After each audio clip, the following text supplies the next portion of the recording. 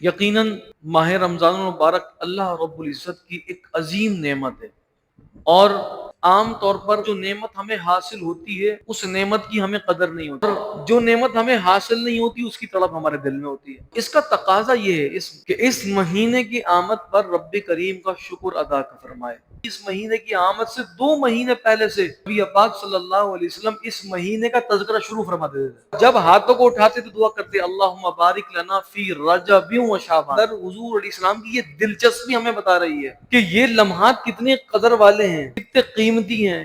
حضرت عائشہ صدیقہ رضی اللہ تعالیٰ عنہ فرماتی ہم نے نبی کریم صلی اللہ علیہ وسلم کو اتنے اکثر ایام میں روزہ رکھتے ہوئے اور کسی مہینے میں نے دیکھا جتنے ہم نے ماہ شعبان میں دیکھا۔ لمحات کو حضور نے پانے کے لیے دعائیں کر رہے ہیں۔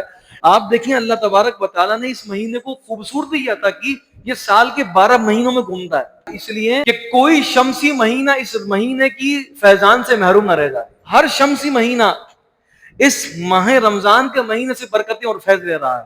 نبی کریم صلی اللہ علیہ وسلم نے فرمایا تمہارا رب فرماتا ہے کہ جب بندہ میری طرف ایک بالش بڑھتا ہے نا تو میری رحمت اس کی طرف 1 گز بڑھتی ہے۔ وہ اللہ پاک فرماتا ہے کہ جب میرا بندہ 1 گز بڑھتا ہے تو اللہ کی رحمت اس کی طرف 2 گز بڑھتی ہے۔ اور پھر فرمایا کہ جب میرا بندہ میری طرف چل کر کے آتا ہے تو میری رحمت اس کی طرف دوڑ کر جاتی ہے۔ وہ رب العالمین منتظر ہے ہر لمحے میرا بندہ میرے پاس آئے تو صحیح، میری رحمت منتظر ہے اسے پاک کرنے کے لیے۔ سال کے 365 دن بھی اگر کوئی بندہ اللہ کی رحمت کی طرف چل کر کے جائے گا تو رحمت دوڑ کے آئے گی، لیکن اگر وہی بندہ ماہ رمضان میں اللہ کے قریب چلا جائے تو آپ سوچ سکتے ہیں کہ اس کی رحمت کس طرح ہمارے قریب آئے گی۔ جن ایام کے اندر خود اس کی رحمتیں اپنی جوبن پر ہوں، اور ان ایام کے اندر اگر بندہ اپنی دنیا کو پیچھے رکھ کر اپنی رب کی رحمت کو پانے کے لیے، اس رب سے محبت کو جتلانے کے لیے عملی طور پر اظہار کرے اس رب سے محبت کا، خدا کی قسم یہ تو صحابہ کرام کی شان تھی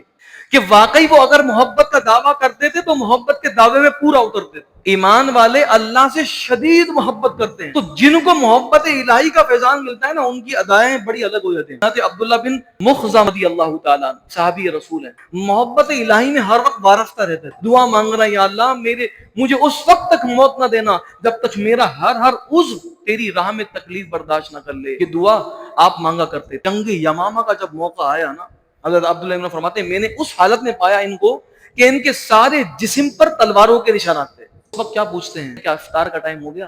یہ ہے وہ محبت الہی کا فیضان پانے والے جو اظہار محبت ہی نہیں کرتے، عملی طور پر اس کو ثابت بھی کرتے ہیں۔ آپ نے فرمایا جی ہاں ہو گیا۔ جو ڈھال ہوتی وہ دی کہا اس کے اندر پانی بھر کر کے لے آؤ۔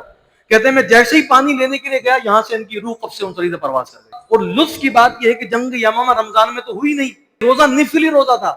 جس وقت آپ کو زخم لگ رہے ہوں گے بتائیے پیاس لگی ہوگی کہ نہیں، لیکن روزہ توڑا؟